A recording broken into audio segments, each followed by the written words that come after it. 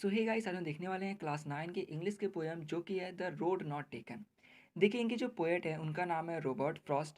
और हाँ, इनका नाम याद कर लीजिए क्योंकि एग्ज़ाम में बहुत ज़्यादा बार ये पूछा जाता है। और आपको जो है 9th 10th में इनके बहुत सारे पोएम भी मिलेंगे। अब अगर मैं इस पोएम की बात करूँ तो ये जो पोएम है ना, यह चॉइस मेकिंग के लिए जाना जाता है, जिससे कि एक व्यक्ति की पहचान बनती है।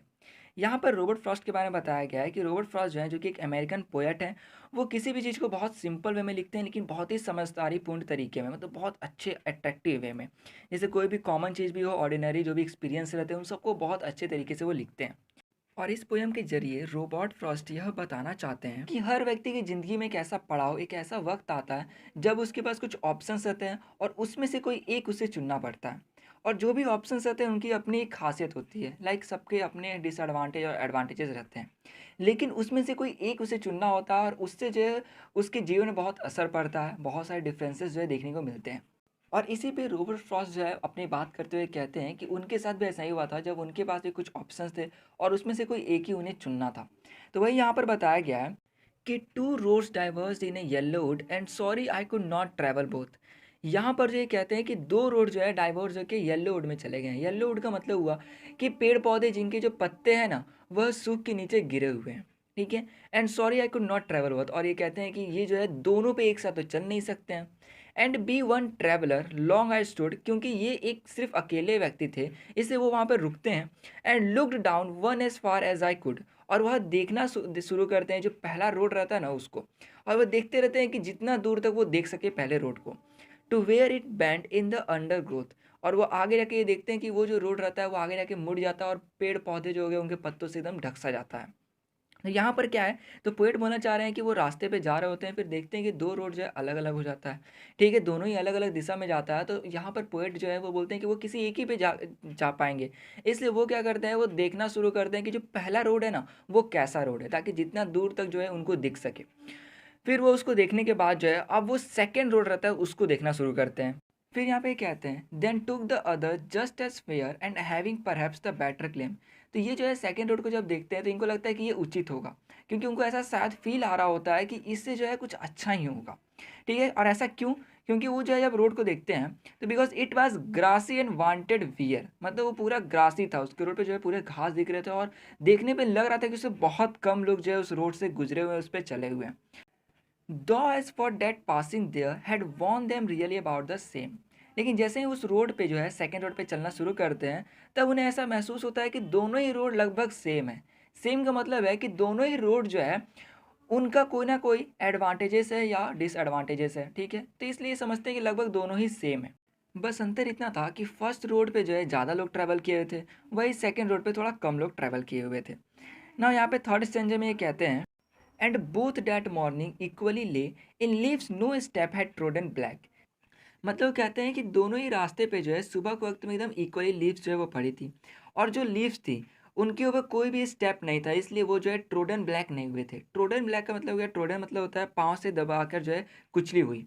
तो ट्रोडन ब्लैक मतलब हुआ कि जो भी जैसे पत्ते होते हैं, लाइक जो गिरे हुए हो गए या फिर जो घास के पत्ते हो गए, उस पर जो है कोई चला नहीं था, इस वजह से जो है एकदम हरे भरे हुए थे, उनका रंग जो है नहीं बदला था। Oh I kept the first for another day. अब ये कहते हैं कि जो पहला रोड था इन्होंने उसको छोड़ दिया, आप सेकंड रोड पे चल रहे हैं, तो ये सोचते हैं कि पहले रोड पे कभी अगले दिन चला जाएगा। Yet knowing how way Leeds on two way, मतलब ये जानते हुए भी कि ये जो रास्ता है ना, ये आगे जाके किसी और रास्ते पे इनको छोड़ेगा, इस तरह से और वो बढ़ते जाएगा। आई doubted if I should ever come back, और यहाँ पर इनको ये डाउट रहता है कि ये हो सकता है कि ये कभी वापस उस रास्ते पे ना आ पाए, मतलब इस रास्ते को इन्होंने पकड़ लिया है तो ये वापस पीछे ना जा पाए। तो भाई यहाँ पर ये कहना चाहते हैं कि इनको ऐसा लगता है कि इस रास्ते पे आज चल रही हैं, दूसरे रास्ते पे कभी और दिन चल लेंगे। बट जब उस रास्ते पर चलना शुरू कर दे तो उनको ये महसूस होने लग जाता है कि इस रास्ते पे वो जा रहे हैं और आगे जो है बढ़ते जा रहा है, इस वजह से वो पीछे वाले रास्ते पे कभी जा नहीं पाएंगे, मतलब पीछे मुड़ नहीं पाएंगे अब। यहाँ पे आप कहते हैं I shall be telling this with a sigh. अभी बोलते हैं कि अपने फ्यूचर की बात करते हुए कि ये जो है मैं फ्यूचर में गहरी सांस लेते हुए कहूँगा, somewhere ages and ages hence two roads diverged in a wood and I took the one less travelled by. तो ये बताते होंगे, बोल रहे हैं कि मैं फ्यूचर में ऐसा किसी न किसी को कहूँगा, ऐसा बता रहा हूँ कि एक वक्त था जब दो रोड जो थे वो बट गए थे आगे जाकर, कहाँ पर, वुड मतलब कि जंगल आप कह सकते हो वहाँ पर। और उसमें से मैंने जो है एक ऐसा रोड चुना जो कि बहुत ही कम लोग के द्वारा चुना गया था। And that has made all the difference, और इस वजह से अभी जो है इतना ज़्यादा अंतर है। इसको समझाने के लिए मैं आपको इस पूरे पोएम को एक बार अच्छे से समझा देता हूँ। यहाँ पर जो पोएट है ना, ये बताना चाह रहे हैं कि आपका जो फ्यूचर है ना, यह डिपेंड करता है कि अभी के वक़्त में आप कैसा जो है चॉइस लेते हो। इन्होंने बोला कि इनके पास 2 रोड था, एक ऐसा रोड जिसपे बहुत लोग चले थे, लेकिन एक ऐसा रोड था जिसपे बहुत कम लोग चले थे। तो जिस पे बहुत लोग चले होंगे उसका भी कोई ना कोई डेस्टिनेशन होगा, वो भी कहीं न कहीं जाके रुकता होगा। और वही जो ऐसा रोड जिस पे बहुत कम लोग गए उस वो भी कहीं न कहीं जाके रुकता होगा। अंतर क्या होगा? तो जो पहला रोड होगा ना, उसपे ज़्यादा लोग चले होंगे, मतलब कि उसपे सक्सेसफुल होने का चांस है, लेकिन ज़्यादा बड़ा सक्सेस नहीं, एक नॉर्मल सक्सेस। लेकिन जो सेकंड रोड होगा ना, उसका सक्सेस होने का जितना चांस है ना, उतना ही अनसक्सेस होने का भी। मतलब कि जितना आपका चांस है कि आप किसी चीज़ में अच्छा कर जाएँगे, हो सकता है कि अगर आप सही से वो ना करें तो नहीं भी कर पाएँ। तो यही बोलते हैं कि सेकंड रोड जो था वो बहुत कठिनाइयों से भरा हुआ था। उसके अंदर जो है आपको अगर सक्सेस मिलता है तो बहुत अच्छे लेवल में बहुत बड़ा मिलेगा।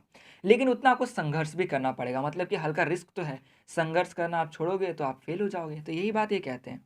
तो यही हुआ लाइफ में हमारा बहुत ज़्यादा मोड़ आता है। नहीं होता है, सैक्रिफाइस भी बहुत चीज़ करना पड़ता है। जैसे मैं आपको एग्ज़ाम्पल देके समझाता हूँ। मान लेते हैं कल आपका एग्ज़ाम है और आप अभी सोच रहे हो कि अरे यार, मैंने इस टॉपिक को सही से पढ़ा नहीं है। आप ये सोचते हो कि अगर आप इस टॉपिक को आज पढ़ लेते हो तो कल आपके अच्छे नंबर एग्ज़ाम में आ जाएँगे। लेकिन आप पढ़ने जाते हो, उसी वक़्त जो है आपका कोई मूवी अच्छा-सा या फिर आपको जो पसंद है कार्टून वो दे रहा है। तो यहाँ पे आप सोचते हो कि यार कार्टून देखूँ या फिर मैं पढ़ाई करूँ? तो देखो यहाँ पर ऑप्शंस हो गए। अगर आप कार्टून देखते हो, पढ़ाई नहीं करते हो तो कल आपके अच्छे नंबर नहीं आएँगे। लेकिन वही अगर आप कार्टून नहीं देखकर पढ़ाई करते हो तो आपके कल अच्छे नंबर आएँगे। तो हो गया ना आपका यहाँ पर भी आप जैसे चॉइस लेते हो वैसे ही आपका फ्यूचर इस पे डिपेंड करता है। तो यही यहाँ पर जो है ये बताना चाहते हैं कि ज़िंदगी में हर छोटे-बड़े चीज़ जो है उसमें आपको चॉइसेस लेने पड़ते हैं, उससे जो आपका फ्यूचर डिपेंड होता है।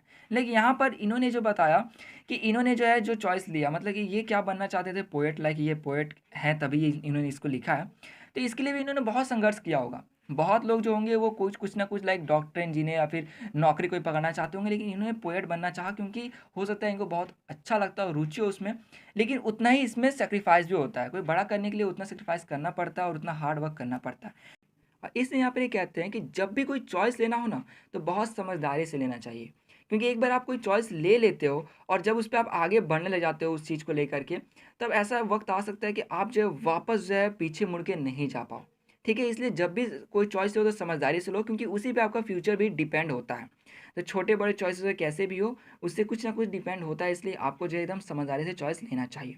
जैसा कि इन्होंने किया, इन्होंने बहुत संघर्ष किया होगा, ठीक है? बहुत कठिनाइयाँ सही होंगी, तब जाके इनको इतना सक्सेस मिला कि इनका जो पोएम है, ये हमारी बुक तक जो है पहुँच पा रहा है, हम लोग इसको पढ़ पा रहे हैं। तो ये था इस पूरे पोएम में, मैंने आपको पूरा पोएम लाइन बाय लाइन समझा दिया, इवन मैंने समरी और मोरल जो है वो भी समझा दिया। तो आशा करूँगा आपको वीडियो अच्छी लगी तो प्लीज़ लाइक कर दें, दोस्तों से शेयर करें और हाँ, कमेंट करके ज़रूर ये बताएँ कि आपको इसमें से पार्ट कौन-सा सबसे अच्छा लगा। और हाँ, जाने से पहले चैनल को सब्सक्राइब करना ना भूलें। तो मिलते हैं हम लोग नेक्स्ट वीडियो में।